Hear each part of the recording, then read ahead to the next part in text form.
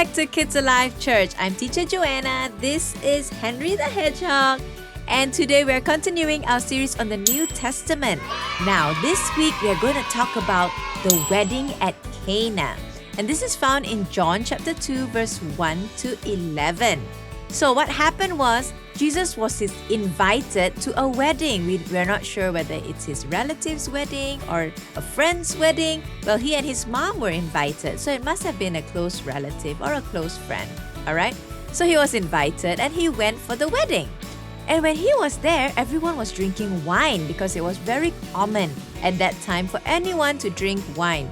And usually, the host of the wedding would let the best wine be served first, and then later when the people have drunk a lot and eat a lot and they're full, then they'll just sip on the wine, and by later on it will be the wine that is not so tasty, the cheaper wine.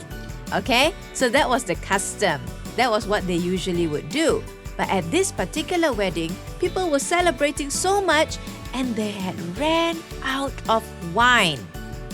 And that is like, in our Malaysian culture, it's like running out of food. When your mommy has prepared for a party, she usually prepares a lot of food, right? And when there's not enough food, she starts to panic. She's like, hey, not enough rice lah. Faster cook, faster cook. They're finishing the rice already. Faster cook more food. Faster order food. Faster order pizza, right?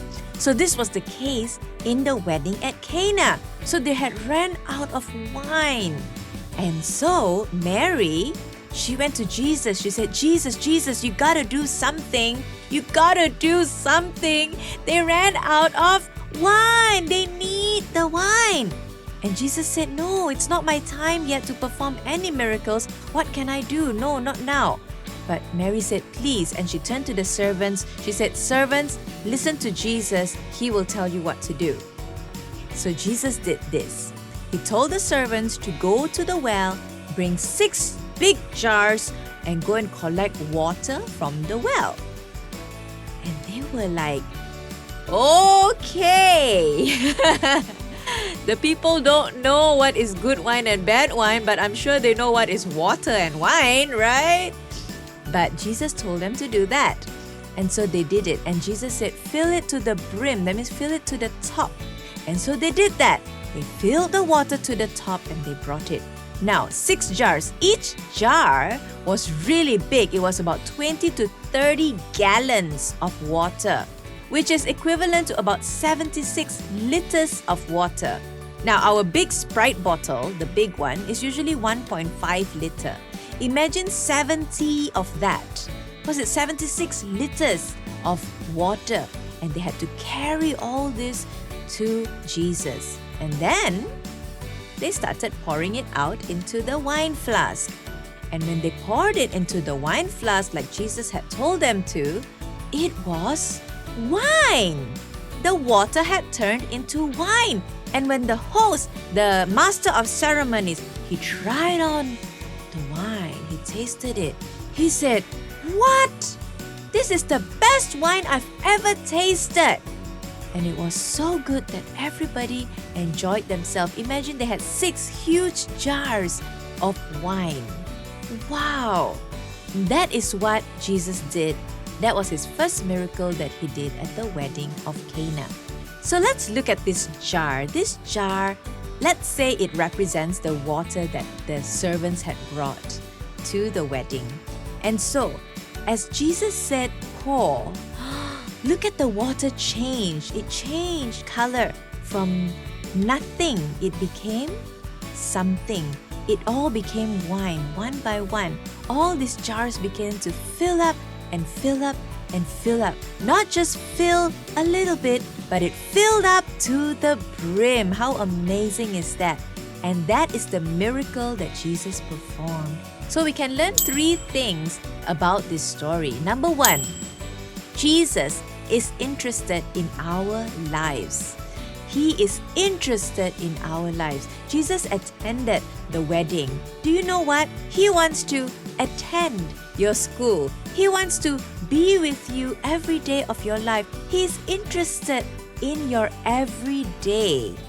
And I think that is really important for us to understand that when you go back from Sunday school after this, when you go back from church after this, guess what? Jesus is interested to come with you, to be with you. Oh, everybody give yourself a hug and say, oh, Jesus, I love you. Yeah, Jesus was interested in your life. Number 2 is He wants to bless you in your everyday. So not just was Jesus interested in their wedding, interested in attending, He wanted to bless them. Even though He said, this is not my time yet, He still chose to perform that miracle. He still chose to bless them. And guess what? Jesus wants to bless you in your everyday life. So when you go to school, say, Lord, be with me. Not just be with me, but bless me. And guess what? He will open your mind to be able to understand what teacher is teaching. When you say, ayo, this maths question so hard, I cannot get it. This bahasa so hard, I cannot get it. Guess what? Jesus wants to bless you. Open your mind, become like a sponge to be able to receive what the teacher is teaching. He wants to bless you in your everyday life. And number 3, He doesn't just want to bless you, but He wants to bless you with overflowing grace. Everybody say with me, overflowing. Very good. Overflowing means overflowing, not just a little bit, a little bit. He wants to bless you with overflowing grace in your everyday life.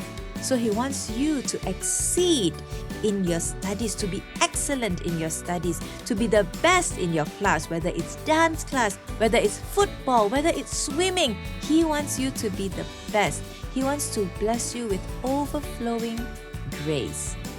And so when Jesus performed the miracle, He performed it. He poured the water in and He performed overflowing grace for the people. Now Carsten's going to tell us the memory verse for this week. Hi guys, today's memory verse is 2 Corinthians 9 verse 14. And they will pray for you with deep affection because of the overflowing grace God has given to you. Thank you. Bye. Thank you so much, Karsten. So the memory verse is 2 Corinthians 9 verse 14. And it goes like this. And they will pray for you with deep affection because of the overflowing grace God has given to you. I hope you guys are blessed today. I know I'm blessed. I know I will learn a lot from today's lesson and put it to practice, right? So Henry and I are going to say bye-bye.